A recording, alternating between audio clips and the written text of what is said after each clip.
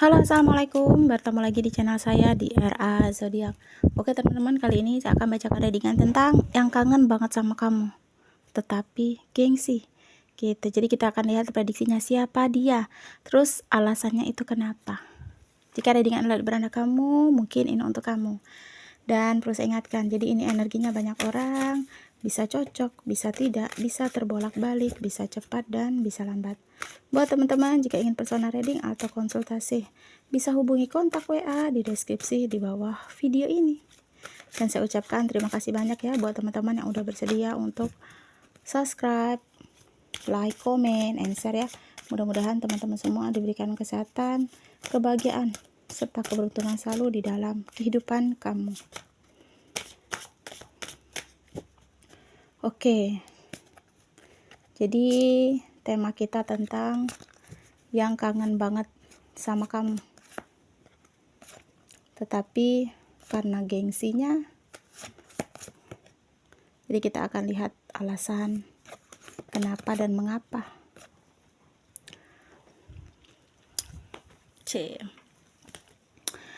Oke, jadi di sini kalau aku lihat sosok yang lagi rindu sama kamu, yang lagi kangen sama kamu ini orang yang pernah pergi, orang yang meninggalkan kamu, orang yang bisa dibilang telah pergi dari kehidupan kamu. Jadi saat ini dia lagi rindu-rindunya sama kamu, dia lagi kangen-kangennya sama kamu gitu, tapi karena gengsi dia menutupi semuanya. Gitu, ya. Ada keinginan sebenarnya ingin memperbaiki hubungan ini. Gitu ya, jadi ada peluang lah gitu, dia menginginkan bisa kembali lagi sama kamu, ada keinginan ingin membentuk masa depan yang cerah sama kamu gitu. Mungkin karena rindu dia, kangen dia sama kamu tadi ya, yang membuat dia berkeinginan untuk sama kamu lagi gitu ya. Jadi saat ini dia rindu, dia kangen sama kamu, cuma karena gengsinya dia nggak berani bilang sama kamu. Mungkin takut atau malu ya, karena dia yang tiba-tiba pergi dari kamu, dia yang tiba-tiba meninggalkan kamu, dia yang tiba-tiba ngeblokir kamu, dia yang tiba-tiba hilang tanpa kejelasan, terus tiba-tiba rindu sama kamu. Mungkin ada beberapa teman-teman yang saat ini dari masa lalu, dari seseorang yang pernah pergi tanpa kejelasan, seseorang yang tiba-tiba ngeblokir kamu sudah berharap banget sama dia, tetapi dia hilang kayak ditelan bumi.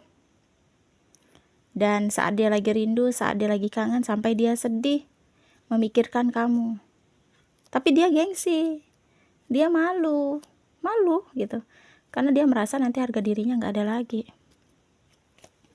gitu. Jadi di sini kalau aku lihat sih, memang cenderung orang yang pernah ada di dalam kehidupan kamu ya, ada perjuangan di sini sebenarnya, ada yang ingin berjuang, dia ingin mengalahkan kangen dia ke kamu, dia ingin mengalahkan rindu dia ke kamu saat ini. Jadi berjuang banget dia saat ini untuk mengalahkan perasaan dia ke kamu saat ini. Karena di sini dia merasa ya, posisi dia, status dia, atau mungkin dia ke kamu itu udah nggak ada hubungan lagi. Dia merasa nggak ada yang perlu diulang lagi gitu. Dia kayak merasa percuma gitu. Karena dia yakin di sini kalau kamu pasti tidak akan pernah mau kembali lagi sama dia. Dia sadar itu. Maka di sini dia coba melawan rasa itu ke kamu. Dia coba untuk berjuang, untuk melupakan kamu, berjuang banget untuk menghilangkan perasaan kangen dan rindu ini ke kamu. Cuma kayaknya memang nggak bisa gitu. Dia sudah berusaha, dia sudah berjuang, dia benar-benar sudah menahan rasa itu ke kamu, tetapi memang belum bisa. Karena kangen itu begitu besar, rindu itu begitu besar.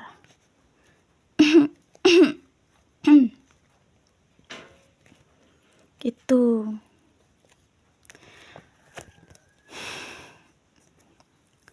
Ya menurut aku sih, kenapa harus gengsi gitu ya nggak? Kalau kangen ya bilang kangen gitu, kalau rindu ya bilang rindu. Tapi kalau ingin memulai hubungan lagi, jangan harap gitu ya kan. Kalau rindu atau kangen ya tinggal bilang aja, kenapa harus ditutupi gitu, karena gengsi gitu. Gengsinya begitu besar sih, kenapa gitu kan. Jadi dia sebenarnya ingin istirahat ya teman-teman pada hubungan, atau mungkin dia di sini kayak capek, dia lelah mencari pasangan yang menurut dia, keinginan dia, seseorang yang cocok untuk dia. Dia sudah berjuang untuk bisa bahagia di atas usaha dia gitu, cuma nggak bisa di sini ya. Rasa rindu dia ke kamu di sini sudah benar-benar besar. Kalau aku lihat rasa kangennya begitu besar. Dia mencoba untuk melupakan kamu di sini. Dia mencoba untuk memulihkan dirinya sekarang gitu.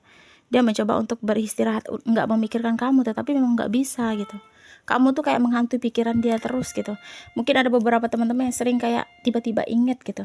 Kamu tiba-tiba udah lama nggak komunikasi, udah nggak tahu dia itu bagaimana keadaannya, tapi tiba-tiba kamu kayak kok inget dia gitu.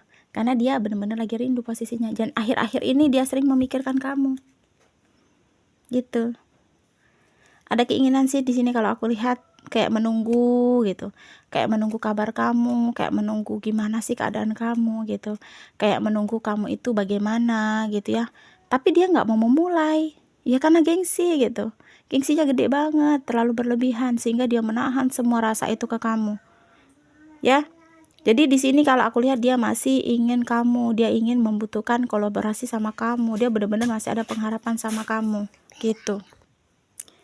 Jadi kayak keraguan dalam dirinya di sini sih besar ya.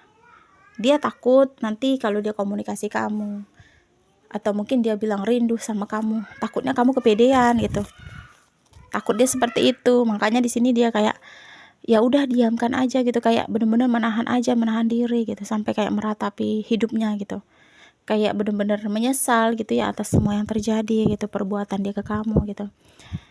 Dia tuh sebenarnya tipe orang yang bisa dibilang sih bukan ingin memainkan pasangan, bukan, tapi dia tipe orang yang mudah banget kayak tersinggung, atau mungkin dia tipe orang yang mudah kecewa.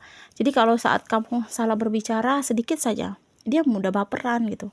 Dia itu tipenya, mungkin dia saat pergi atau mungkin tanpa kabar, dia merasa kecewa dengan ucapan kamu, dengan perbuatan kamu gitu, tanpa kamu sadari gitu.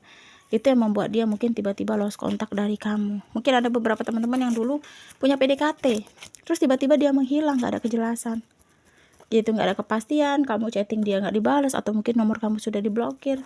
Bukan karena orang ketiga, tetapi karena dia kecewa gitu dengan perbuatan dan perkataan kamu yang menyinggung, atau mungkin kamu tanpa sadar gitu ya. Jadi dia menyimpan atau menyembunyikan seperti perasaan yang kecewa dari kamu. Cuma dia tidak ingin mengatakannya, dia tidak ingin bilang gitu, karena takutnya kamu berpikiran bahwa dia tuh baperan gitu, atau mungkin kamu berpikiran bahwa dia tuh kok kayak gitu aja, cepat banget gitu. Tuh, jadi masih ada sih sampai saat ini pun dia kayak masih menyimpan atau menyembunyikan perasaan itu ke kamu. Gitu. Itu yang menyebabkan dia mungkin pergi dari kehidupan kamu, tiba-tiba ngeblokir, atau mungkin tiba-tiba menjauh dari kamu gitu. Kalau aku lihat orang ketiga di antara hubungan kalian, atau seseorang di dalam hatinya selain kamu di sini belum ada gitu. Sampai saat ini pun dia masih mencari sosok yang terbaik untuk dia, tetapi kayaknya memang pikiran dia masih terfokus sama kamu